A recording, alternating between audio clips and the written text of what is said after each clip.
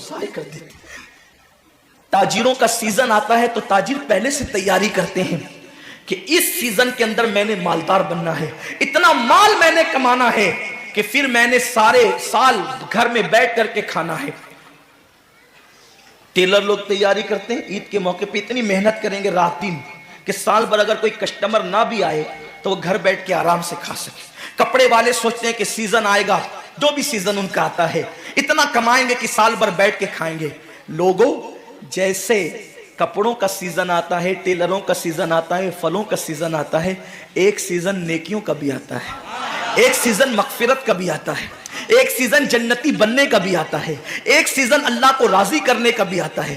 ارے یہ کیا کم ہے، میرے رسول سچے نبی صادق و مصدوق نبی نے فرمایا ماہ رمضان کی ہر رات اللہ پہلے آسمان پہ تجلی کرتا ہے اور اللہ اپنے بندے سے پکار پکار کر غروب آفتاب سے لے کر صبح صادق طلوع ہونے تک کہتا ہے میرے بندے اگر تو گنہگار ہے تو مجھ سے معافی طلب کرتا کہ میں تیری مغفرت کر دوں، میں تجھے جنت کا پروانہ عطا کر دوں۔ اگر تو غریب ہے تو مجھ سے دولت مانگتا کہ میں تجھے دولت عطا کر دوں، اگر تو نعمت سے محروم ہے تو نعمت مانگتا کہ میں تجھے نعمت عطا کر دوں۔ یہی وجہ تو ہے حضرات صحابہ کرام جب رمضان شریف آتا تو وہ ایسے تیاریاں کرتے تھے جیسے ہم اپنے گھروں کی شادیوں کی تیاری کرتے ہیں۔ صحابہ اتنے مصروف ہو جاتے رمضان شریف کی تیاریوں میں، اور کیسی تیاری کرتے، ہم بھی رمضان شریف کی تیاری کرتے ہیں۔ ہماری تیاری کیا ہے؟ سحری میں تری کے مسالے کو چاہیے، سحری کے اندر یہ چاہیے، سحری میں وہ چاہیے، افطار میں یہ چاہیے، افطار میں وہ چاہیے۔ مجھے اس سے کوئی جو ہے وہ شکوہ نہیں، میرے آقا نے اس سے منع نہیں کیا۔ حضور فرماتے ہیں کہ رمضان شریف میں گھر والوں کا دسترخوان وسیع کر دیا کرو،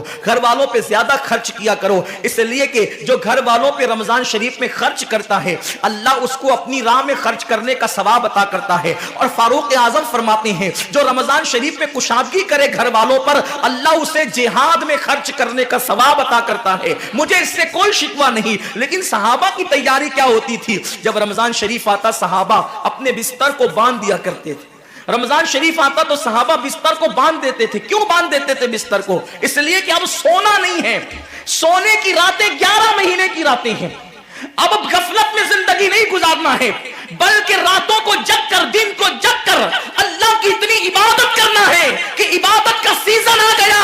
اس لیے کہ اللہ کے رسول فرماتے ہیں جس نے رمضان شریف پایا اور عبادت کر کے اللہ کو راضی نہیں کر لیا ایسا بندہ ہمیشہ اللہ کی رحمت سے دور کر دیا جائے۔ اس لیے صحابہ رمضان شریف کی تیاری کرتے تھے، بستر باندھ دیتے تھے، اور اپنا معمول کیا ہے؟ جو فجر میں سوئیں گے تو وہ عصر میں اٹھیں گے، رات بھر جاگیں گے کرکٹ کھیلتے ہوئے، رات بھر جاگیں گے گلیوں میں گھومتے ہوئے۔ میرے آقا صلی اللہ علیہ وسلم کے دیوانوں، بہت قیمتی وقت آ رہا ہے، بہت قیمتی مہینہ آ رہا ہے۔ یہ وہ مہینہ ہے جو جہنمیوں کو جنتی بناتا ہے۔ آقا کریم صلی اللہ علیہ وسلم فرماتے ہیں ہر افطار کے وقت اللہ 60,000 ایسے جہنمیوں کو جہنم سے آزاد کر کے جنتی بناتا ہے جن کا جہنمی ہونا واجب ہو گیا تھا۔ اور ایک مقام پہ فرماتے 5 لاکھ جہنمیوں کو ہر افطار کے وقت جہنم سے آزاد کیا جاتا ہے۔ اور اسی پہ بس نہیں، حضور فرماتے ہیں جب شب جمعہ آتی ہے ماہ رمضان کی، جمعرات کا سورج غروب ہوتا ہے، تو جمعہ کا سورج غروب ہونے سے پہلے پہلے تک ہر سیکنڈ میں 5 لاکھ جہنمیوں کو جہنم سے آزاد کیا جاتا ہے۔ اور جب جمعہ کا آخری وقت آتا ہے، آخری ساعت آتی ہے، میرے کریم آقا فرماتے ہیں جمعرات کا سورج غروب ہونے سے لے کر جمعہ کا سورج غروب ہونے تک ہر لمحے میں جو 5 لاکھ کو آزاد کیا گیا تھا، اب آخری سیکنڈ میں جو غروب کا وقت ہوتا ہے جتنے آزاد کیے گئے تھے اتنوں کی تعداد کے برابر اس آخری ساعت کے اندر اللہ اپنے جہنمی بندوں کو جہنم سے آزاد کر دیتا ہے۔ کتنا قیمتی وقت ہوتا ہے، افطار کا وقت کتنا قیمتی ہے، سحری کا وقت کتنا قیمتی ہے، لیکن اس وقت بھی ہم کہاں لگے ہوتے ہیں۔ اب تو لوگوں نے ٹی وی چینلوں پر پروگرامات شروع کر دیے، دینی پروگرامات۔ مجھے دینی پروگرامات اگر ٹی وی پہ نشر ہوتے ہیں تو اس سے کوئی اختلاف نہیں ہے، لیکن آپ سے یہ عرض کرنا چاہتا ہوں کہ دین سیکھنے کا بھی کوئی وقت ہوتا ہے۔ اگر آپ سحری کے قیمتی لمحات میں ٹی وی کا منہ پکڑ کر بیٹھے ہیں تو آپ دعا کب کریں گے؟ افطار کے وقت آپ واٹس ایپ پر لگے ہیں تو اللہ سے مانگیں گے کب؟ ساری زندگی سسکیاں لے رہے ہو، ساری زندگی تڑپ رہے ہو، اور جب مانگنے کا وقت آتا ہے، مصیبتوں سے نجات طلب کرنے کا وقت آتا ہے، ہم کہاں ٹائم ضائع کرتے ہیں۔ حضرت سیدہ ام ہانی رضی اللہ تعالیٰ عنہ فرماتی ہیں کہ میں نے اپنے کریم آقا صلی اللہ علیہ وسلم سے سنا اللہ کے رسول صلی اللہ علیہ وسلم نے فرمایا اس وقت تک میری امت ذلیل نہیں ہوگی، اس وقت تک میری امت رسوا نہیں ہوگی جب تک وہ ماہ رمضان کا احترام کرتی رہے گی۔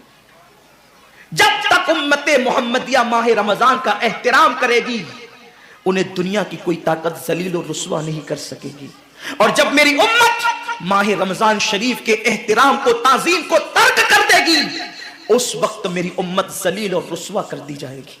آج لوگ سیریا کی تباہی پر ماتم کر رہے ہیں، آج لوگ یمن کی گھروں کو آگ میں جلنے کے حوالے سے بے قراری کا اظہار کر رہے ہیں، آج لوگ ہندوستان میں مسلمانوں کا حال زار دیکھ کر افسوس کر رہے ہیں۔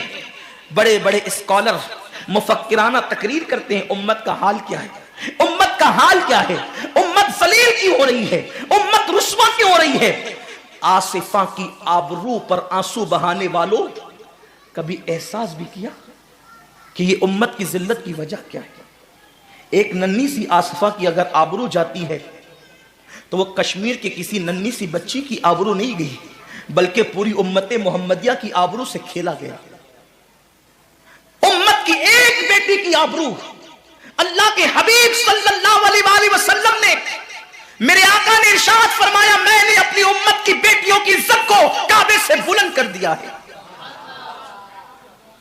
وہ دنیا کی اور قومیں ہوگی جو اپنی بیٹیوں کی آبرو کا نیلام کر کے اپنے تخت و تاج کے لیے سامان کرتی ہے، یہ مسلمان قوم ہے جو اپنی جانوں کو قربان کر کے اپنی امت کی، اپنی قوم کی بیٹیوں کی عزت کی حفاظت کرنا جانتی ہے۔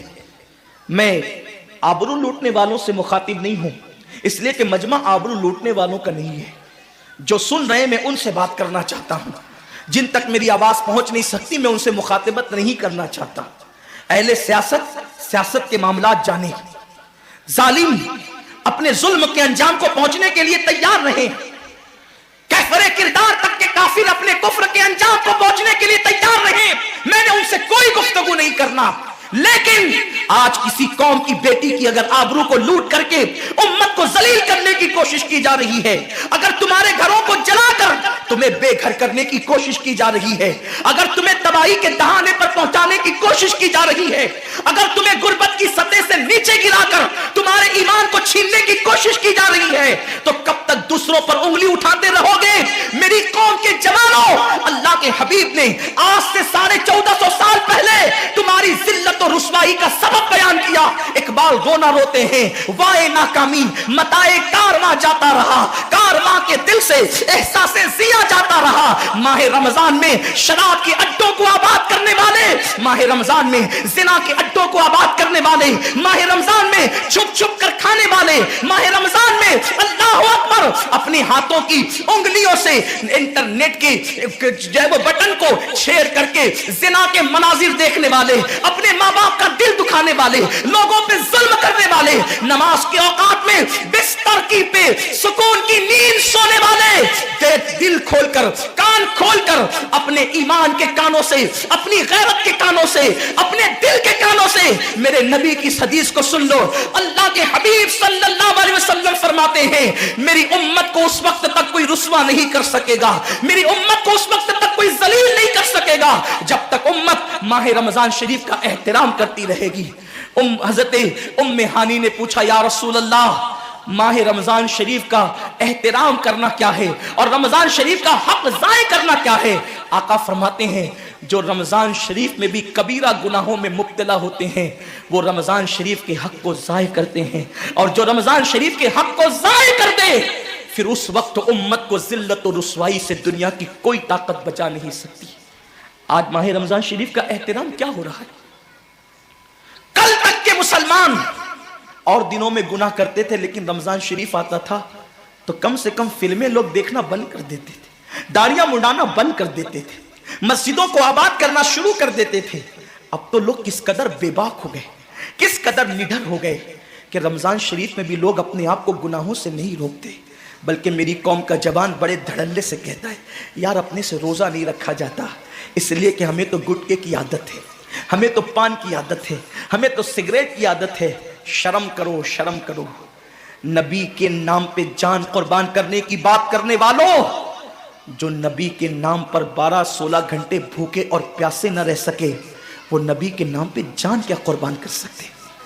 और जब से तुमने एहतराम रमजानुल मुबारक तर्क कर दिया, तुम्हारी आबरू को लोगों ने खेल बना लिया। और अब तो लोगों को एहसास से गुनाह भी नहीं रहा, एहसास से जुर्म भी नहीं रहा। गुनाह के साथ अगर एहसास से गुनाह इंसान की जिंदगी में है तो इंसान अपने आप को गुनाहों से बचा लेता है। लेकिन अब हमारे अंदर एहसास से गुनाह नहीं, अब तो हम गुनाह को हुनर समझते हैं, अब तो हम गुनाहों को फैशन समझते हैं। एहसास से गुनाह क्या है? अगर इंसान गुनहगार